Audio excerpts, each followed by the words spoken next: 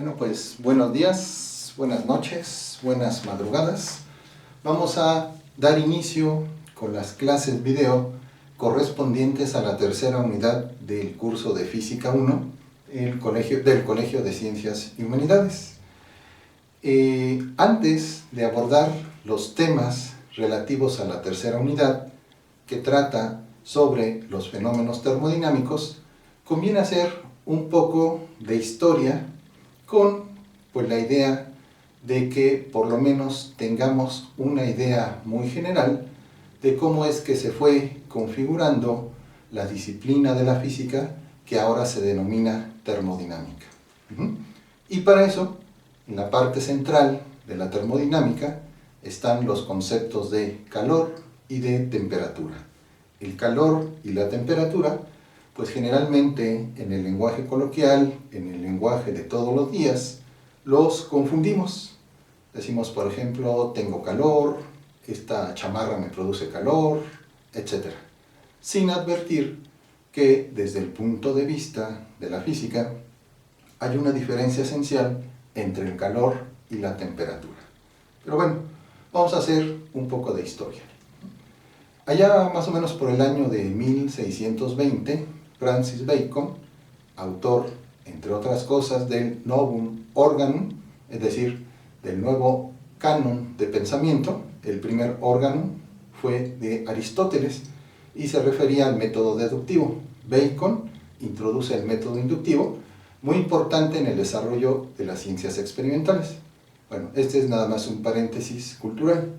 Bacon fue uno de los pensadores que empezó a estudiar la cuestión del calor, y él lo asoció a un movimiento expansivo. ¿Movimiento expansivo de qué? Pues de los constituyentes de la materia. Más o menos por esa época ya se empezaban a dar las primeras ideas sobre el origen del calor y además también sobre qué es exactamente esto que ahora denominamos calor. Entonces Bacon dijo que es un movimiento expansivo de los componentes de la materia. Aproximadamente en el siglo XVII también, mediados, un filósofo francés, René Descartes, o Descartes, también empezó a decir algunas ideas, empezó a vertir, a exponer algunas ideas de su concepción del calor. Como introducción, Descartes realizó varios estudios filosóficos y físicos sobre el movimiento de los cuerpos. Él suponía que el universo era esencialmente mecánico, que los constituyentes de la materia, interaccionando entre sí, vamos a decirlo de manera simple, como si fueran bolas de billar, chocaban, intercambiaban energía, etc. Entonces, él se figuró que lo que nosotros sentimos como calor, o la sensación del calor, que decía Descartes, pues se debe al movimiento también de las partes que constituyen un cuerpo. Es decir, si las partes que constituyen un cuerpo tenían mayor choque, mayor intercambio de energía, lo podríamos interpretar modernamente de esta manera, entonces en la concepción de Descartes, eso es lo que nosotros íbamos a sentir como calor. Es decir, para Descartes, si tocábamos un objeto caliente, es que los componentes de ese cuerpo, que nosotros sentimos como caliente, está asociado a un mayor o menor movimiento, dependiendo también de la sensación de calor. Por eso, en esa época se pensaba que si alguien tocaba algo frío, es que ahí el movimiento asociado a la materia era muy pequeño. Si el cuerpo que se tocaba era caliente, ponemos esto entre comillas, porque ya dijimos que hay una diferencia entre calor y temperatura, en la concepción de Descartes, entonces es que ese cuerpo, sus componentes internos, tenían un mayor movimiento, una mayor agitación. Idea que no es del todo incorrecta, porque, históricamente hablando, sirvió de base para lo que después se va a constituir como el modelo cinético molecular de la materia, que explica que la temperatura está asociada precisamente al movimiento promedio de las moléculas que constituyen un cuerpo. Pero bueno, en Descartes fue solamente una idea, de que la sensación de calor que nosotros experimentamos está asociada de alguna manera a las partes que componen un cuerpo. Bien, no fue el único pensador que tuvo ideas sobre el calor.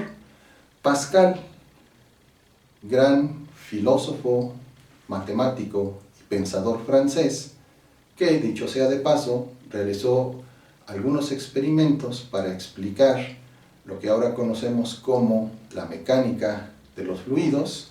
También hay un principio ahí muy importante que se utiliza cuando se estudian los fluidos, que es el principio de Pascal, además de otras demostraciones matemáticas. Aquí sí Pascal tenía una idea que pues en forma moderna y contemporánea pues ya no coincide con los conceptos que se manejan en la física.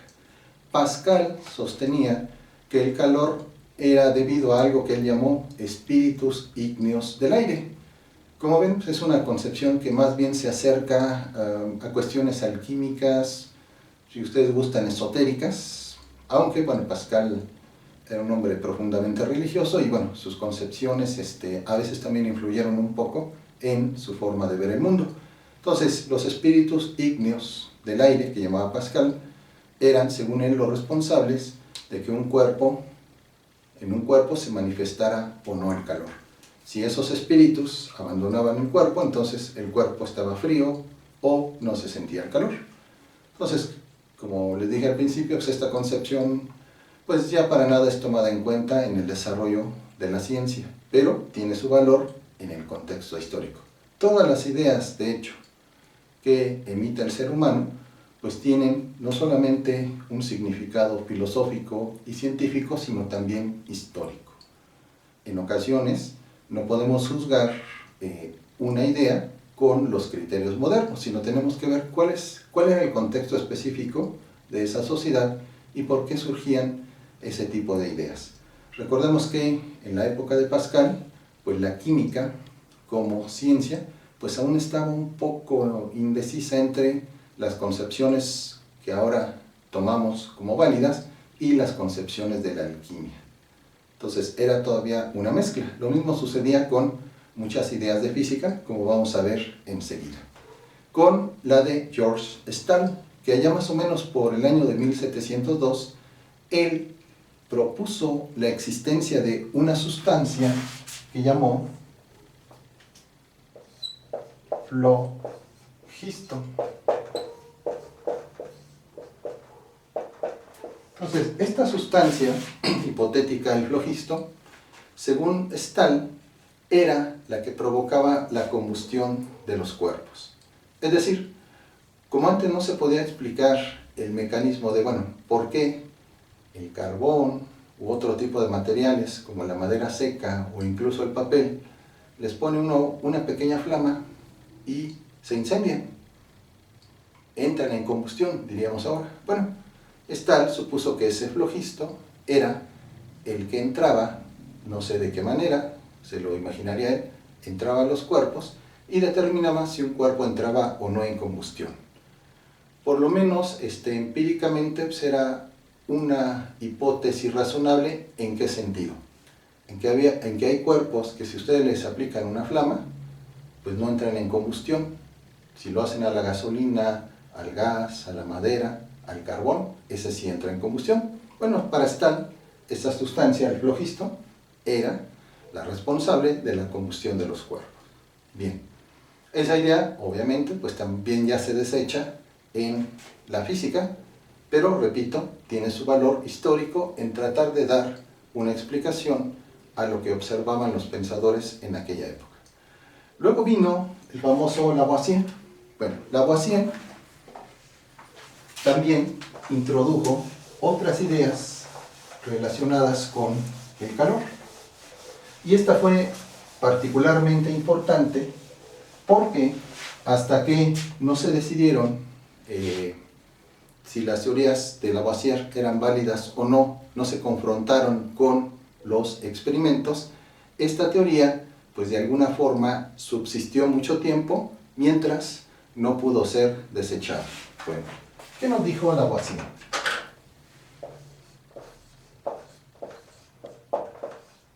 Él propuso la existencia de una sustancia que denominó calórico.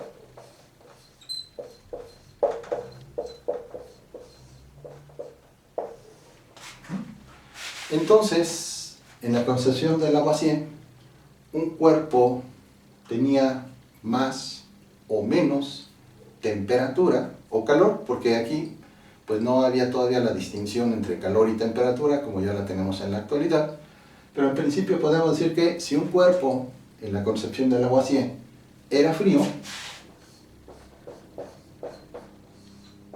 es porque no tenía esa sustancia llamada calórico.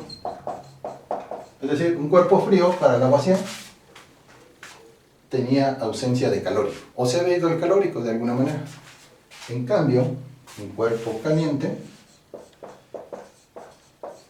lo era porque tenía el calórico. De tal manera que el calórico, ahora lo veríamos así, con las ideas modernas de la física.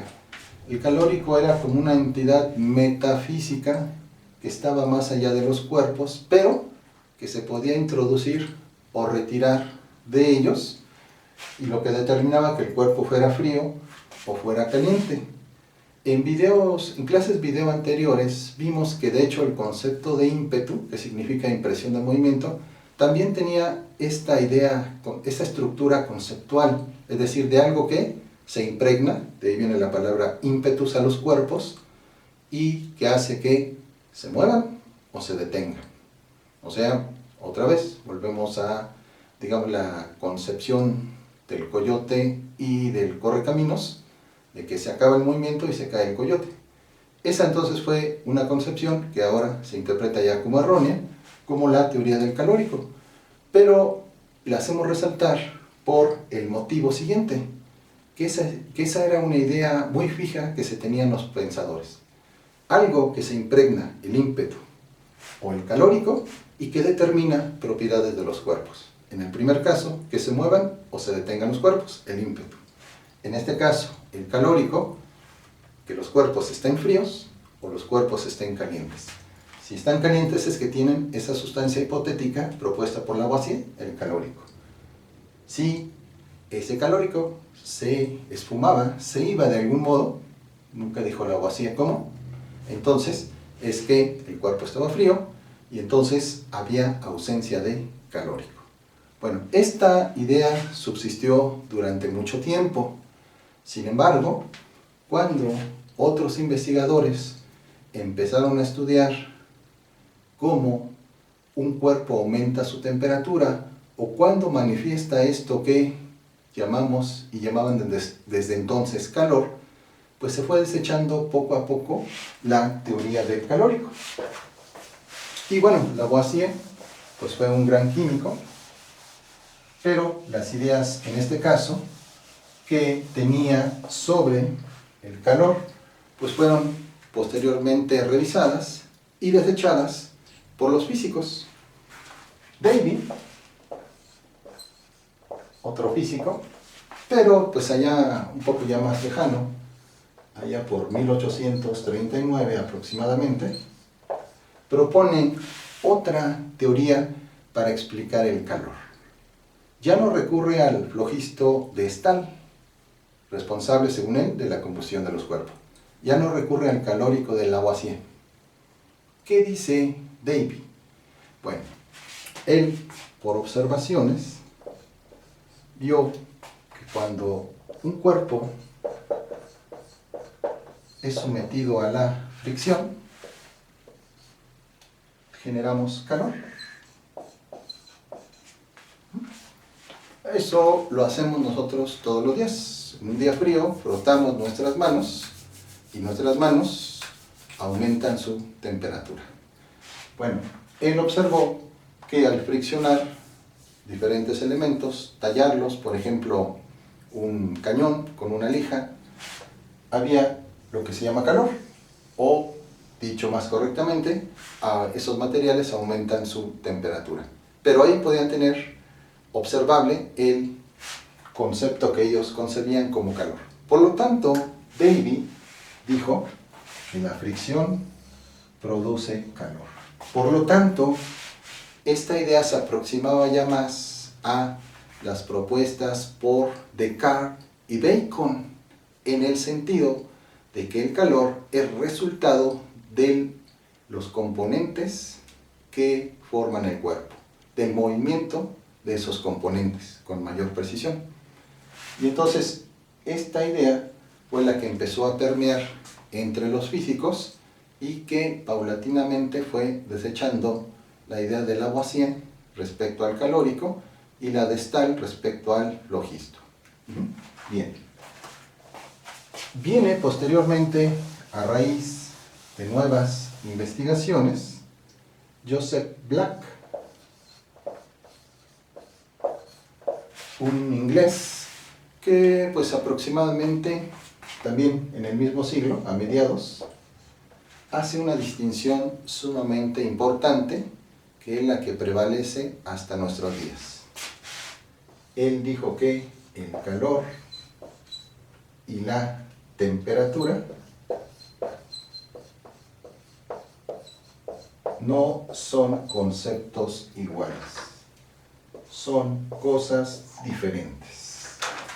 O sea, calor no es igual a temperatura. Calor es un concepto y temperatura otro. En la época, de Black, pues no se pudo todavía cuantificar, pero esto ya dio la pista para que posteriores investigadores empezaran a explorar el efecto del movimiento de la fricción para producir lo que ellos llamaban calor. Y Black pues ya se dio cuenta que el calor como fenómeno es una cosa y la temperatura asociada esta a un cuerpo es otra. Por lo tanto, son conceptos diferentes. Y desde aquí viene lo que en física es muy importante tener en cuenta en la termodinámica y que, como decía al principio del video, en nuestra vida cotidiana, en nuestro lenguaje coloquial, confundimos o usamos indistintamente los conceptos de calor y de temperatura. Desde Black, la física sabe que son conceptos diferentes. Bien. Entonces, cuando se empezó a estudiar la cuestión del movimiento y la fricción, pues se vieron descubrimientos más importantes. Robert Mayer, es alemán, de todos modos es otra pronunciación. Aproximadamente 1842, o quizá mediados, aproximada de la fecha, él también propone algo muy importante y lo anuncia. El movimiento se entiende que de los cuerpos, de los componentes de la materia, produce calor. Ahora diríamos de manera más correcta, el movimiento de alguna forma produce un fenómeno térmico o está asociado a el fenómeno térmico que conocemos como calor. Porque más adelante vamos a ver que hay tres formas de transferir energía térmica, o lo que se conoce a veces en muchos textos como las tres formas del calor. Pero bueno, eso lo veremos más adelante. ¿Por qué es importante la concepción de Mayer o Mayer? Porque ya está asociando directamente el movimiento de los cuerpos y entonces ya se empezaba a hacer la asociación directa en que si un cuerpo está constituido por moléculas o partículas, el mayor o menor movimiento de eso se va a reflejar en el calor, en el fenómeno térmico. En realidad, no tanto en el calor, como veremos también en clases subsiguientes, sino en la temperatura. Y eso fue la base de la teoría cinético-molecular, que establece que el movimiento de los componentes de un cuerpo está Su energía cinética de todos ellos, en promedio, está asociado a lo que conocemos como temperatura absoluta. Bien. Entonces, siguiendo esta línea de Mayer, vinieron nuevos investigadores para tratar ya de clarificar el concepto de calor. Y uno de ellos fue Nicolas Sadi-Carnot, un francés, ingeniero militar, murió muy joven, descendiente de los Carnot, algunos de los cuales ocuparon presidencia o cargos en Francia. Y bueno, Carnot, su trabajo, más o menos como por 1819, antes que muchos de los trabajos que ya hemos comentado, pero en su momento lo escribió, pero su obra pasó desapercibida hasta que otros investigadores la retomaron y de ahí extrajeron muchas de las ideas que ahora son importantes. Bueno, entonces, lo primero que postula Sadi Carnot es que el calor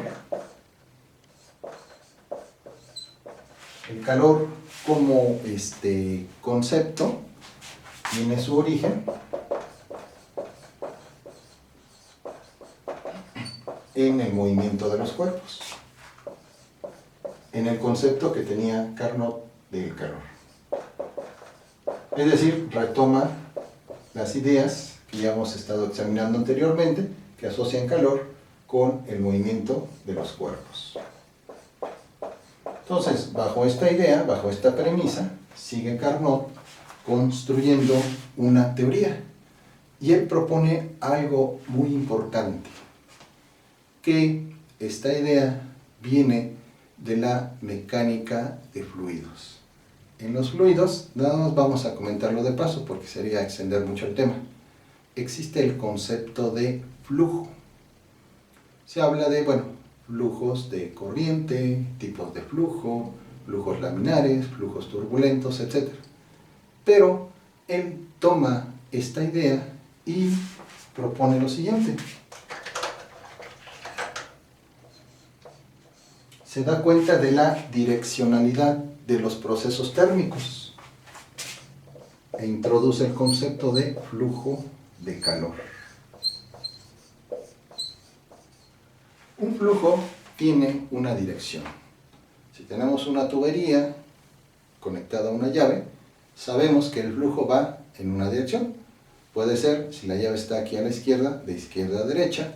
Si la llave está acá, puede ser de derecha a izquierda. Hay una dirección entonces en un flujo de agua y Carnot conceptuó que también el calor tiene una direccionalidad y se dio cuenta de algo sumamente importante, que el flujo de calor siempre se da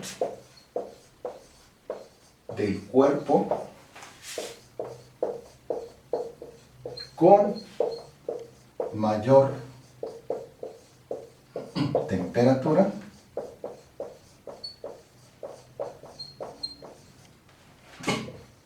al cuerpo de menor temperatura.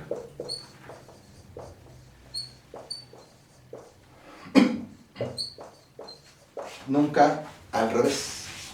Y eso es fundamental y hasta la fecha es un postulado de la termodinámica, porque no se ha observado que cuando dos cuerpos a diferente temperatura establecen ya sea contacto físico o contacto a través de un medio o del vacío, nunca se ha dado o no se ha observado que el flujo de calor se dé del cuerpo de menor, vamos a ponerlo aquí en el color azul, al de mayor temperatura. Siempre la transferencia de energía va del cuerpo de mayor temperatura, en verde, al en azul, al de menor temperatura. Nunca al revés. Por lo tanto, el flujo de calor se dice por lo tanto que tiene direccionalidad.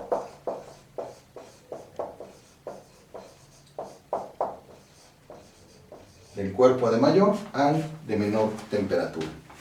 Esto podemos verificar de manera empírica.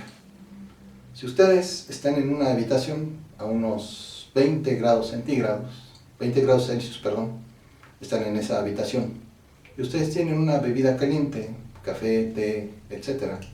Vamos a suponer que inicialmente esté a unos 60 grados el líquido. Bueno, lo que nos dice la direccionalidad del flujo de calor es que por efecto de que ustedes introduzcan esa bebida caliente a una habitación, es la bebida la que va a disminuir su temperatura. Decimos nosotros coloquialmente, se va a enfriar, pero no al revés. Es decir, que la habitación a 20 grados Celsius aumente, aunque sea en una pequeña fracción, su temperatura. No, porque siempre hay esta direccionalidad en el flujo de calor. La taza que está a mayor temperatura da su energía térmica, emite su energía térmica por uno de los procesos de las formas del calor a la habitación, al aire de la habitación, y esto hace que pierda energía y que por lo tanto sea la taza de té o de café la que se va enfriando y no al revés. Uno puede decir, bueno, pero entonces para eso existen calentadores que pueden aumentar la temperatura de una habitación. Sí, pero ese es otro proceso donde nosotros tenemos que dar energía para hacer esa transferencia de calor, vía una parrilla, vía una resistencia. Pero en forma natural, en forma espontánea, el proceso de poner un cuerpo más caliente dentro de una habitación no hace que la habitación aumente globalmente su temperatura. En forma local, pues si ustedes ponen sobre una mesa, ahí se aumenta la temperatura, pero en forma global no aumenta la temperatura del lugar, visto en forma global, en forma macroscópica, sino que es más bien la taza que está caliente la que transfiere energía a la habitación, y en esta transferencia la taza caliente, el líquido caliente, pierde energía térmica y por lo tanto, después de un rato vemos que se va enfriando, es decir, va disminuyendo su temperatura. ¿Hasta dónde? Aquí también viene una observación importante que posteriormente retomó la termodinámica. Hasta la temperatura del medio más grande, que en este caso es la habitación. Resumiendo, si ustedes tienen su taza de té o café, la introducen a su habitación, que está a 20 grados Celsius, por decir algún valor, van a tener al final, si la dejan de plano ahí olvidada, que se enfríe, la temperatura del líquido no va a ser menor a los 20 Celsius, va a ser de 20 Celsius. Eso es también otro principio importante que ya estaba aquí entonces en Carnot la idea de algo que posteriormente se llamó equilibrio térmico, pero pues que todavía a esa altura pues no estaba totalmente desarrollado. Carnot en ese sentido fue un visionario, tomó ideas de la mecánica, de fluidos sobre todo, para tratar de entender los procesos termodinámicos. Bien, entonces direccionalidad en el flujo de calor. No fue la única idea interesante en Carnot. De hecho, tuvo más en esa pequeña obra, ideas más interesantes sobre el calor. La otra es que se dio cuenta de la bidireccionalidad, es decir, que puede ser en dos direcciones entre la energía mecánica, por una parte, y la energía térmica, por la otra. ¿Qué es esto de bidireccionalidad?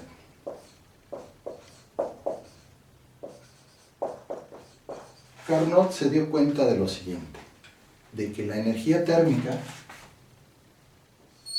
puede convertirse en energía mecánica, pero también que la energía mecánica se puede convertir en energía térmica. El segundo proceso, conversión de energía mecánica a energía térmica, pues ya estaba estudiado.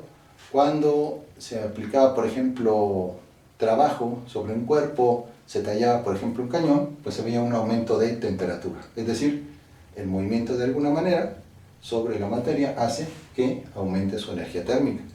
Pero también Carnot se dio cuenta de que por lo menos una parte de la energía térmica se puede transformar también en energía mecánica, en energía de movimiento.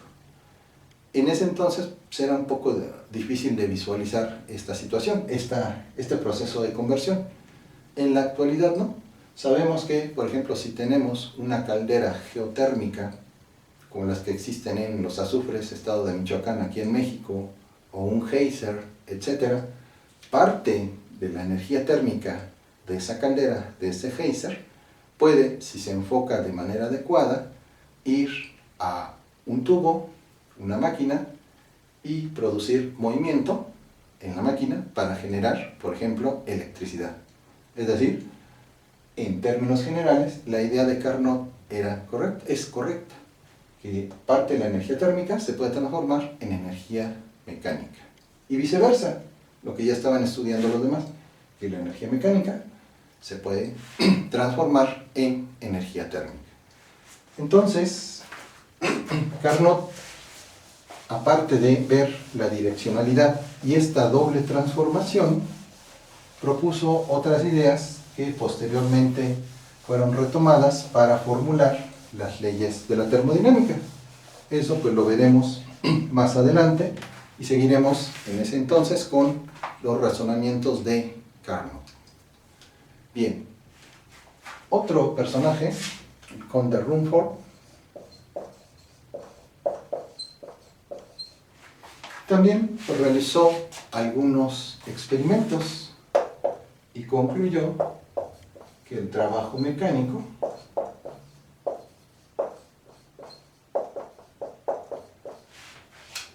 está asociado o produce calor. Produce lo ponemos entre comillas, pero bueno, era la concepción que se tenía entonces, ¿no? Que el trabajo producía calor o lo generaba. Pero bueno, ahora diremos de manera un poco más correcta, más formal, que el trabajo mecánico lo podemos asociar al fenómeno que entendemos como calor. Es decir, hay una transferencia de energía. ¿Por qué llegó a esa conclusión? Bueno, porque él hizo un experimento que consistía en tener un cilindro con agua cerrado. Entonces, por un pequeño orificio, introdujo un taladro que podía dar vueltas.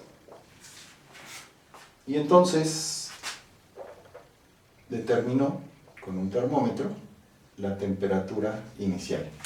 Y después de operar el taladro durante minutos, incluso horas, se dio cuenta de que después de que giraba muchas veces el taladro, la temperatura aumentaba. Por lo tanto, Rumford concluyó que el trabajo mecánico está asociado, como decimos, al calor. Más correctamente, en lo que vio él, al aumento en la temperatura del líquido. Es decir, otra vez se retoma la idea, en ese contexto, que el movimiento de los cuerpos produce calor. Entonces, esta evidencia experimental, pues ya de plano sepultaron la teoría del calórico de Lavoisier. No había algo que se introdujera a los cuerpos y determinara si estos tenían mayor o menor temperatura. No, más sencillo.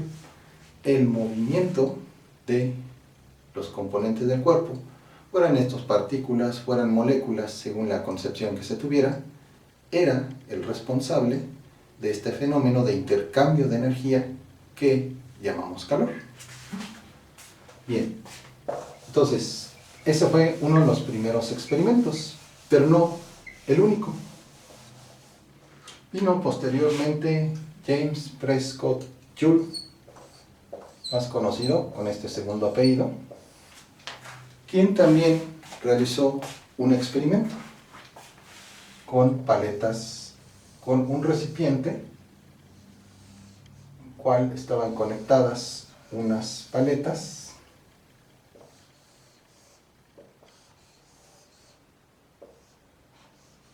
unas que se movían en el líquido conforme, bueno, aquí ya no va a caber, conectadas a un sistema de poleas descendentes y que al ser conectadas giraban interiormente, bueno, estas del exterior y estas iban girando. Joule colocó un termómetro bien aislado, midió la temperatura inicial del agua y después de que este mecanismo conectado a poleas que hacía girar paletas y que esas paletas, unas paletas internas se movían rápidamente en el agua, notó que después de un cierto tiempo de operación la temperatura final del agua aumentaba. Es decir, primero las temperaturas inicial y final antes de que Joule echara a andar su dispositivo y después de que ya estaban girando ahí las paletas eran diferentes y que además la temperatura obtenida cuando ya giraron las paletas es mayor que la temperatura inicial que tenía el agua.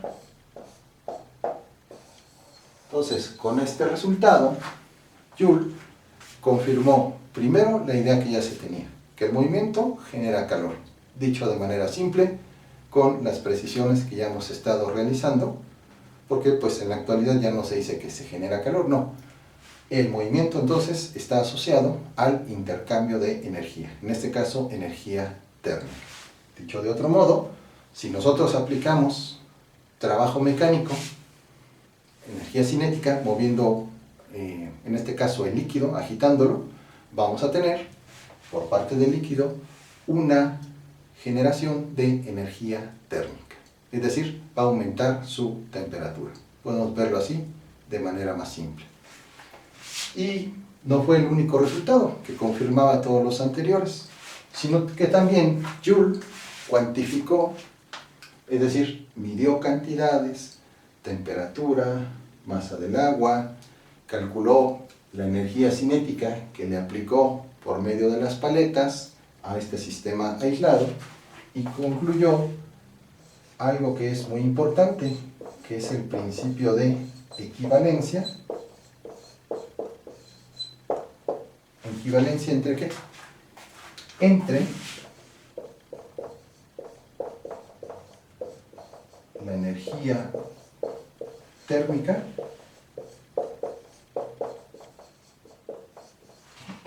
y la energía mecánica.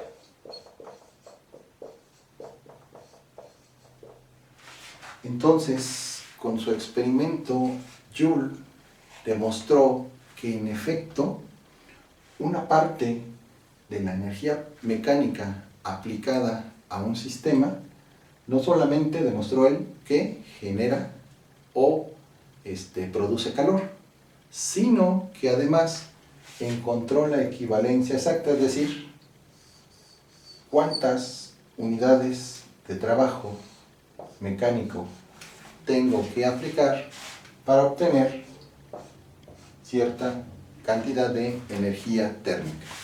Este principio, que lo vamos a ver más adelante, aquí solamente lo comentamos, no lo vamos a escribir ni a cuantificar, se conoce como principio de equivalencia de Joule entre, como dijimos, la energía mecánica y la energía térmica. Todos los libros así aparece como principio de equivalencia de Joule y que está asociado entonces a la cantidad de calor por una parte y la energía mecánica aplicada. Este entonces principio fue sumamente importante para determinar ya con precisión las unidades de trabajo mecánico que tenemos que aplicar a un sistema para obtener determinada cantidad de energía térmica. Entonces, el experimento de Joule ya sella definitivamente y hace preponderar el modelo mecánico del calor. ¿Qué es esto del modelo mecánico? Sencillamente, desde las ideas de Bacon, Descartes, etc., de que es el movimiento de los componentes del sistema, sean estos partículas, sean moléculas, lo que determina que un cuerpo manifieste calor, o bien que tenga una determinada emisión de energía térmica, o en otra vertiente, que ese cuerpo tenga mayor o menor temperatura.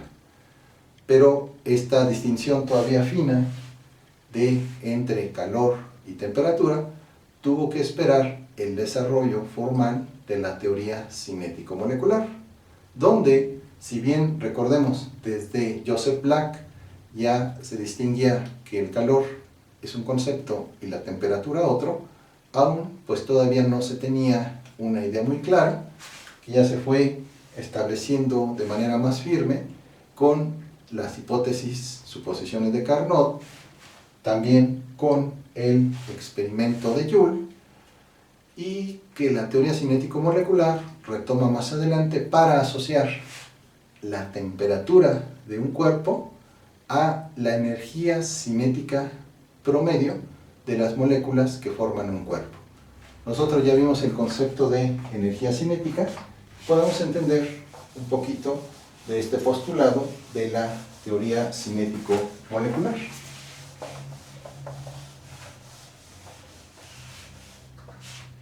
Vamos a suponer que tenemos una caja formada por muchísimas moléculas.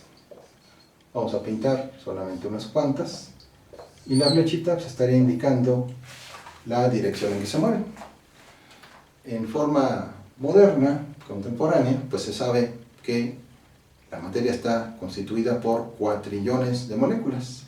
Recordemos simplemente el número de Avogadro o el número de Loschmidt para darnos una idea de que hay trillones, cuatrillones de moléculas por centímetro cúbico o metro cúbico, según las unidades que estemos usando para el número de Avogadro o el número de Loschmidt. Entonces, es una cantidad inimaginable. Para que nos demos una idea, entre 7.500 y 8.000 millones de personas somos en el mundo. Bueno, pues en un pedacito de materia pues hay algo cercano a, o ligeramente superior a un cuatrillón de moléculas.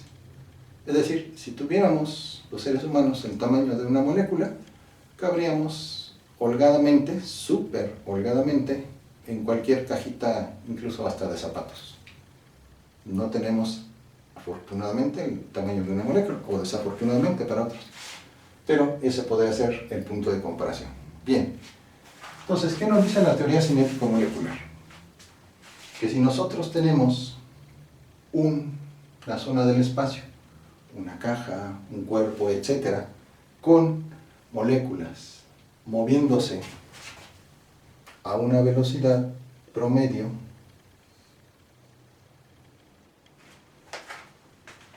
baja, comparada con otra caja,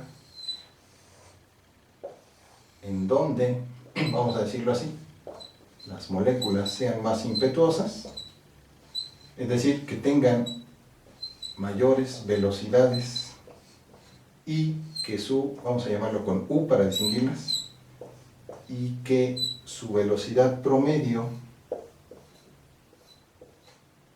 como magnitud sea mayor a la velocidad promedio de esta caja o esta zona del espacio. Entonces, si la velocidad promedio de las moléculas o partículas que compongan este cuerpo es superior a la velocidad promedio de las partículas o moléculas que compongan este cuerpo, entonces la implicación es que la temperatura asociada al cuerpo A es menor a la temperatura que nosotros asociamos y que podemos medir con un termómetro antiguo, digital, o infrarrojo, ahora, que el cuerpo, en este caso en color azul. Por lo tanto, la implicación de la teoría cinético-molecular, que retoma, recordemos, la concepción de que el calor es producido, generado o está asociado al movimiento de los componentes de un cuerpo, se sintetiza entonces es que si la velocidad promedio del conjunto, del gran conjunto de moléculas que forman un cuerpo B es mayor a la velocidad promedio de un gran conjunto de moléculas que forman un cuerpo A, entonces va a implicar que el cuerpo B tiene una temperatura mayor al cuerpo A. Una temperatura absoluta.